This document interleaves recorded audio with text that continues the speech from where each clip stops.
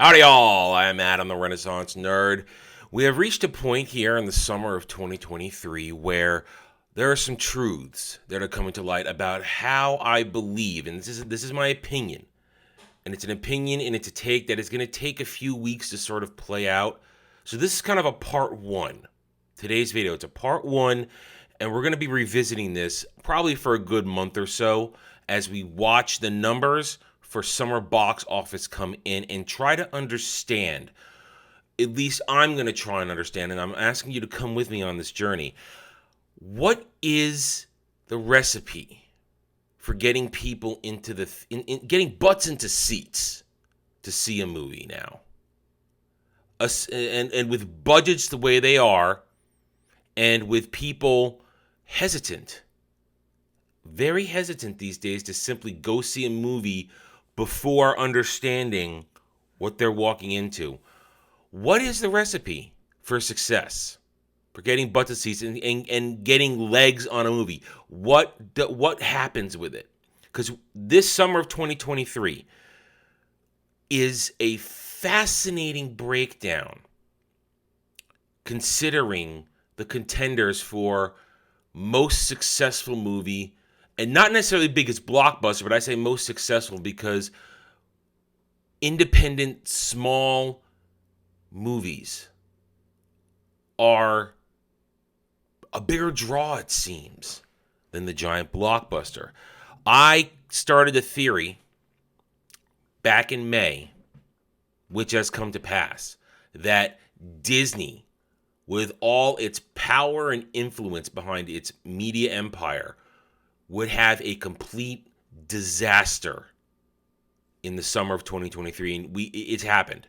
Little Mermaid, Elemental, Indy 5, Haunted Mansion coming up, and Disney Plus losing $1 billion every quarter with shows nobody watches on it.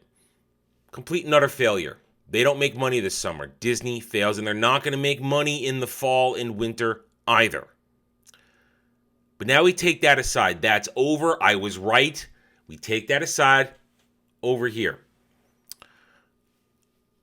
we are now left with the real contenders for biggest movies of the summer, both in terms of possible financial success, but also viewer success. And when I say viewer success, I mean people enjoyed it, or at the very least are massively engaged in it, because there are different levels of enjoyment, especially with two of the movies we're going to talk about today.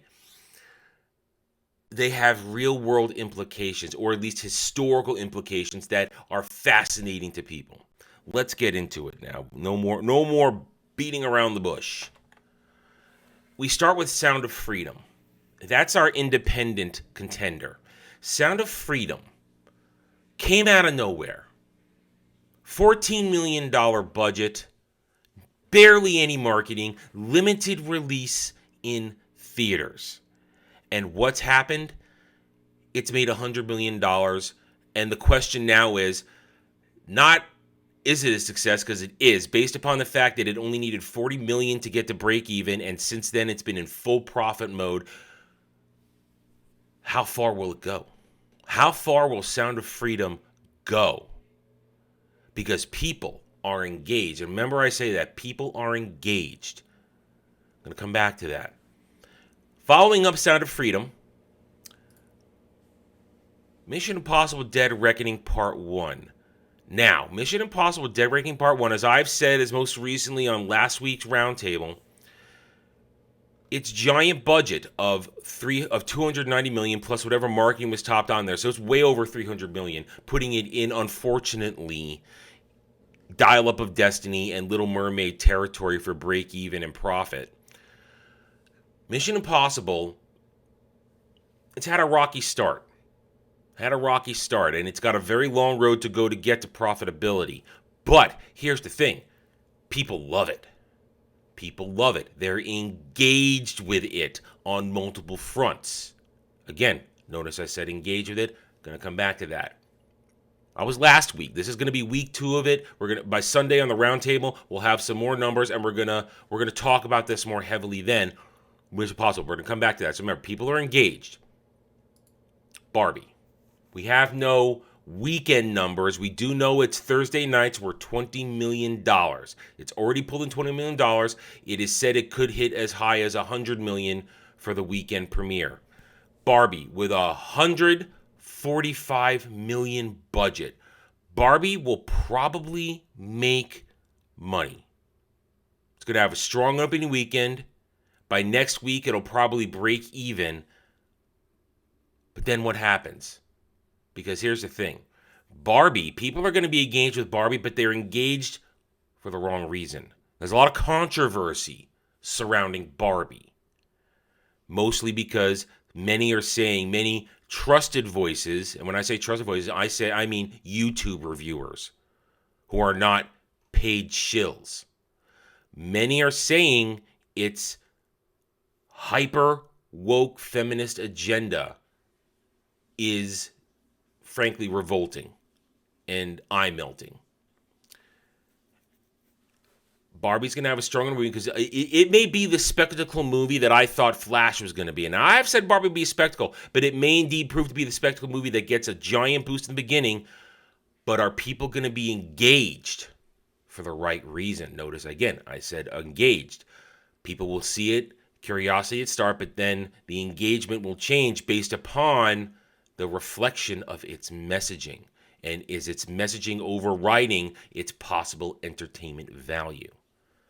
Come back to that. And now finally, also this week's major drop, Oppenheimer. Christopher Nolan has a massive following in our world. Normies, nerds, they love the guy. Me personally, I don't really care about Christopher Nolan. I've never really been captured by the movies of his I've seen. And at the same time, with Oppenheimer, me specifically having studied this,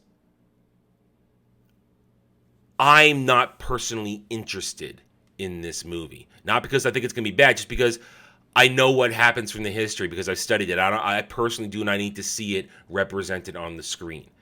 That's my simple explanation. Will I see it someday? Who knows? But I'm not drawn to it. But a lot of people are, and a lot of people are coming out of this calling it a masterpiece. They're engaged because the history to them is fascinating. And as I said, I've studied the history, and I can agree. The actual history surrounding the creation of the atomic bomb is fascinating. Oppenheimer has a $100 million budget. People are engaged because not only apparently has it been acted brilliantly, directed brilliantly, but again, the historical significance is drawing people in. There's a massive engagement from the audience with Nolan's Oppenheimer. Now, I've been saying that over and over again as we've gone over these 4 movies. Engagement. What does engagement lead to? Word of mouth. I'm going to pose this to you now. We're going to follow this for probably the next month or so as these movies ride out their theatrical release times, and then we see what happens with post-theatrical release and their final destination of getting to profit. Each one of these movies, I think, Sound of Freedom, Mission Impossible, Barbie, Oppenheimer, they're going to make money. Well, again, Dead Reckoning, we're going to talk about that in a minute. These are all going to hit their marks. Dead Reckoning will barely hit it because of its budget. But its budget is a weird thing because it didn't start out with its massive budget. Its massive budget was a cause of the COVID era restrictions. Mission Impossible Dead Reckoning was one of the first movies out there at that period of time to keep going during the COVID restrictions. So they were the first ones to incur the extra costs of doing business. So it's not Paramount's fault. It's not Tom Cruise's fault that this movie cost way over $300 million to make and market. That being said, the reality is it costs that much. I think good word of mouth, engagement and enjoyment will give Mission Impossible, especially in the international box office, it will give it the legs it needs to barely cross into profit. It's barely going to get there. As you said, Sound of Freedom, It's been in profit mode for well over a week, 2 weeks now even. It's going to keep going because word of mouth about not only the message of the movie, but the impact of the movie is drawing more and more people. I've heard it talked about this week how its holds keep going up. People keep going. It keeps beating bigger budget movies like Mission Impossible. In a pure theater-to-theater profitability, it beat Mission Impossible this week on a daily basis. Sound of Freedom, engagement, word of mouth. That's what's going to keep this going. It could reach 150, maybe even 200 million, and that would be incredible. And that would change the game of not only funding movies, but why do you need giant marketing? And there's part of what I want to talk about for next month. Why do you need giant marketing when simple, engaged, positive word of mouth has pushed this movie into the stratosphere? This is a massively profitable movie. It's only made $100 million, but it's basically made $60, $70 million of pure profit. Do you understand that? All on word of mouth. Imagine that. You don't have to waste money on marketing. Word of mouth gets you there. Barbie with its 145 million needs probably about 400, needs about 400 million to break even. It'll probably get there, but then it might not get much farther. It'll make some money, but it might not make a ton because negative word of mouth about its agenda may tank it for people. And Barbie's had a massive marketing campaign around the world, making everything pink. From smoke coming out of a volcano, I think, to making the TARDIS pink. Word of mouth could sink this despite its massive marketing campaign. Oppenheimer. Word of mouth. Positive word of mouth will probably carry this profit. $100 million budget, which means it only needs about $300 million to break even. Nolan movies average, I believe I've heard, $500, $600 million, maybe even $700 in the end. This will make money, and it will be significant because word of mouth. They didn't even get their premiere last week because of the strikes going on. They can't promote this stuff anymore. So it's going to count on word of mouth from audiences who are engaged to get this movie to its profitability zone. And that's why I think it's going to reach it, because it's just being received so damn well in only a couple of days. So there you have it. There's my theory right now. And we're going to watch as it proves out. My theory, just to restate it at the end here, does marketing matter anymore? Does hardcore marketing matter anymore? Is word of mouth the new marketing strategy to get movies, to give them a buzz, to get them into profitability?